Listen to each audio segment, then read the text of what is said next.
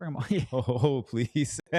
Let's go to the arena. Check in. Kyle shaking his head. He's like, look, man, it's a Friday night. I had to watch bad basketball in the first half. Can we get to this? You got to replace me with a buyout guy, I guess, apparently. If you're skipping over me to talk about buyout players, I don't know. Well, Kyle, I mean, we'll start. First of all, it was an ugly basketball game in the first 24 minutes where the Sixers were down by as much as 22 points. Saw some flashes from a couple of players, most notably your guy, Turk, with the steal at the end of the second with a dunk right there, and then a defensive breakdown on the other end, give up a Trae Young three, but it happens.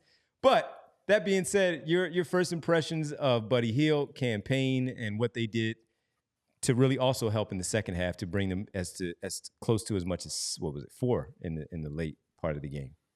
Yeah, they made it a game. I mean, campaign played about as well as you could probably expect for a guy put into the position of being the starting point guard on a new team with none of the best players healthy, right? Or I guess, Tobias is healthy, but and no plays to run. Yeah. just Well, so no plays to run, but campaign pointed out, and Nick Nurse actually had said this before the game, that he played under Adrian Griffin this year, and Adrian Griffin used a lot of not only the Nick Nurse plays, but Nick Nurse terminology. And Cam actually had a training camp with Nick in Toronto at one point. So he was probably a lot more familiar than the average guy would be getting dropped in here. And frankly, like, we could say he played well. Mostly he just shot the ball well, right? Like, he's not going to shoot the ball from 3 like that every night, but gave him a good lift. And, we'll see what happens with the Kyle Lowry situation. We're all kind of waiting on, but at least seems like he can give them some competent play for the time being. Buddy shot the ball poorly, as probably all of us expected, because Philadelphia is where shooting comes to die. I did think that Buddy showed more offensively than I would have expected in terms of his reads, his passing. I thought he made some good skip passes tonight over the top of the defense, hitting guys in the corners, had some nice pocket passes out of pick and rolls. Like, Atlanta clearly showed him a lot of respect. They were putting 2 on the ball, or at least showing against him in pick and rolls from time to time.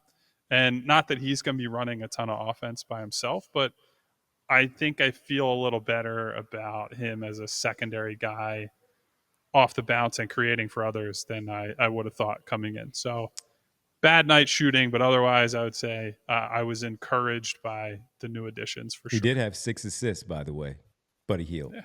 Yep. And probably could have had a few more, honestly. Like 6 probably feels fair, because I don't know how high value those assists ended up being, but definitely created some open shots that were missed. So, well, we were killing him because he should have had a 7th when he didn't pass it to Paul Reed, because he was dribbling too much underneath the basket wide open in the final 3 minutes of the game. But, we're picking here. We're also killing him because time and place. It was just that would have been a big bucket. It was a big bucket, yeah. I guess just overall, what were your impressions? Because you were at the press conference along with, we were just talking about it. What were your overall impressions and takeaways from the Daryl presser? I mean, honestly, it's just like, it feels like the same thing we've heard just about every year, right? Like, they only want guys who upgrade the playoff rotation. I know that everybody right now is mad about Pat Bev and Jaden Springer.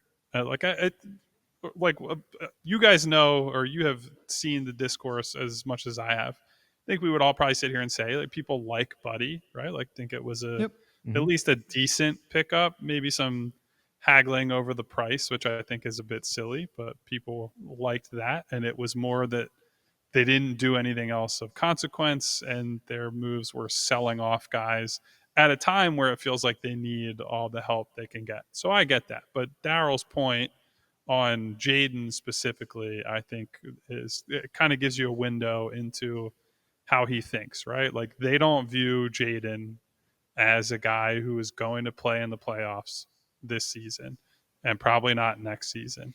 And if that's the case, and that's the end of his contract next season, even with them picking up the option, they feel it's their duty, I guess, to move him for anything that will retain value for longer. So look, it does feed into the whole idea that Morey is an asset collector and looks at it from like a cold, hard numbers perspective. It ignores some of the recent play from Springer defensively. And I think we would all agree he had a skill set defensively that they just don't have on the roster anymore. Pair that with the fact that Beverly went out the door and he's one of your better point of attack guys.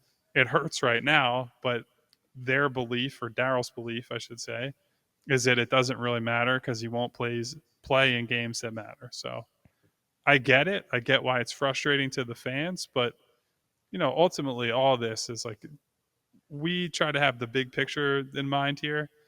A lot of this stuff just simply doesn't matter until they get the rest of these guys healthy, right? Like, we care about Jaden Springer right now because he needed to play. When they had the full roster, he was playing so little, they had to send him to Delaware. Yeah. And so that tells you, I guess, what they all thought of him here. Now, maybe that's a misread, but that's how they feel. Oh, no, I care about Jaden Springer on the 10% chance he develops enough of an outside shot to be playable next year. That was my main focus of him. All right, I'm going to say one name for you, and you can riff on it however you want. We're just riffing, baby. Mo Bamba. Oh, it's just, where I'm going with this.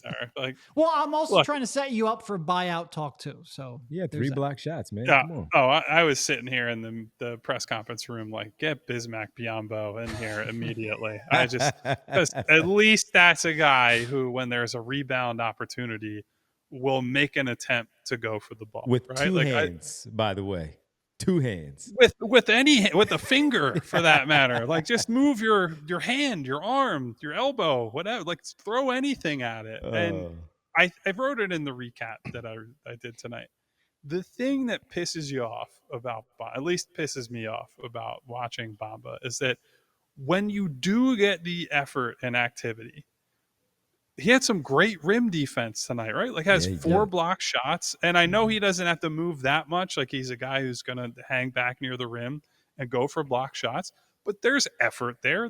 He's not just standing there with his arm in the sky like the chief in One Flew Over the Cuckoo's Nest and is just taller than everybody. Like, there are real moments of activity for him.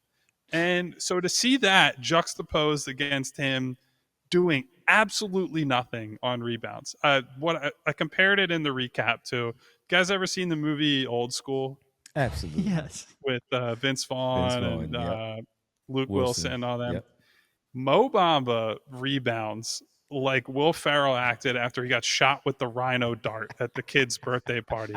That's what I think when I watch him try to when I say try to rebound, trying implies that there was effort being made. So I just don't understand.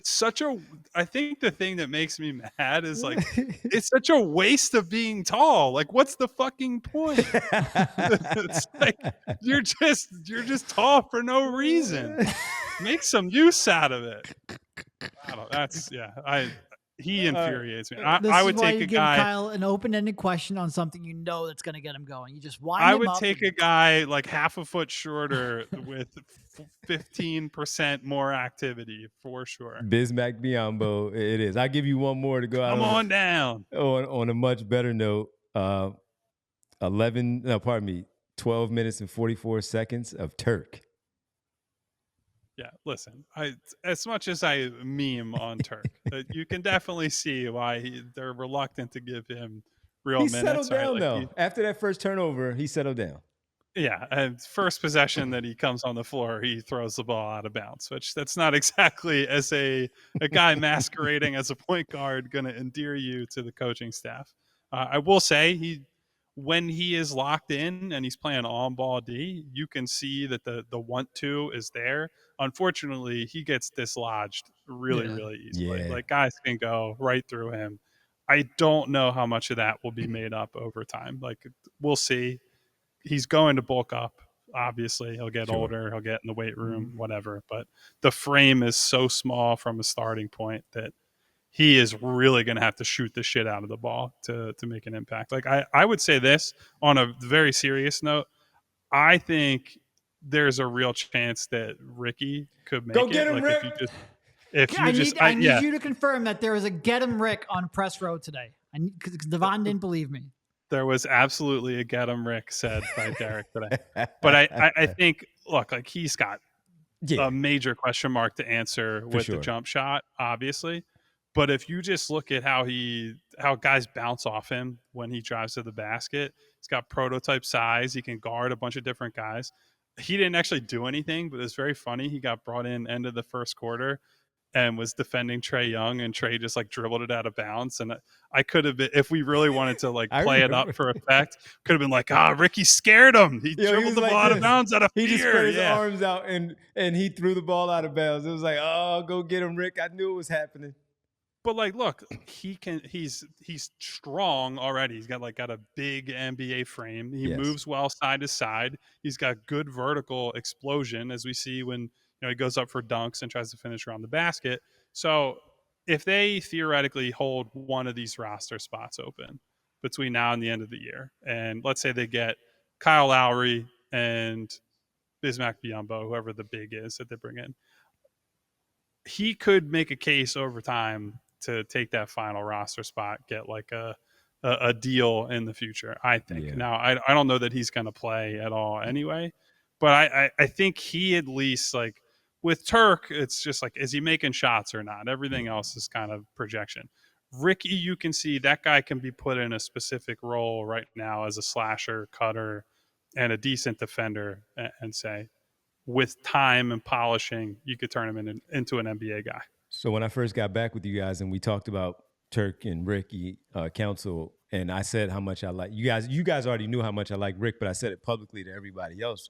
And it was, I talked about, could he be when Bruce Brown couldn't do the stuff that didn't do the stuff that Bruce Brown does now with the ball handling, running the offense and all that type of stuff? Could you see something developing in there with Ricky Council because of the size, the athleticism, less of the creation stuff, but more of cutting baseline, slashing in the middle, going up for lobs, defender on the other end, that type of stuff? That's high end. If he can get there, great. But to your point, it's just being able to have a body like that and, the ability to do some stuff to give 4 minutes in a game that you might need to spell somebody for that time frame. Yeah, and look, it's his body and his tools, but you have to know how to use it, right? Like, I think what impresses me right now is that he can weaponize it. Like, you watch him put his shoulder into guys, and they're getting blasted back a foot or two and creating space, or they're getting moved and then they're slapping down and he's drawing fouls. Like, he's pretty consistently gotten to the free throw line in the limited minutes that he's played. And he's making them now, Kyle. Yes, that is always going to be a valuable skill. So I've been, look, he didn't play that much tonight and he was okay during his minutes, but I've been encouraged from some flashes we've seen. So we'll see. Like, I'm not expecting much, but that's on a night where they were kind of crappy for 2.5 quarters. I just, that's the kind of stuff I'm paying attention to, because those are long-term things for us to look into. Get it, Rick. Go get it. And we might see him tomorrow night against Washington, second night of back-to-back. So there's that. Go get him, Rick. Kyle, thank you, man. It's always good to catch up. And we'll talk to you tomorrow. We got post-game after Sixers-Wizards on a Saturday night. What could be better? Baby. What could be Nothing better? more exciting than that. That's the hottest ticket in town, baby. Yes, it is. Kyle, have a good night, man. Be safe getting home. We'll talk to you tomorrow. See you guys tomorrow. Get home safe. We all silly like the mayor.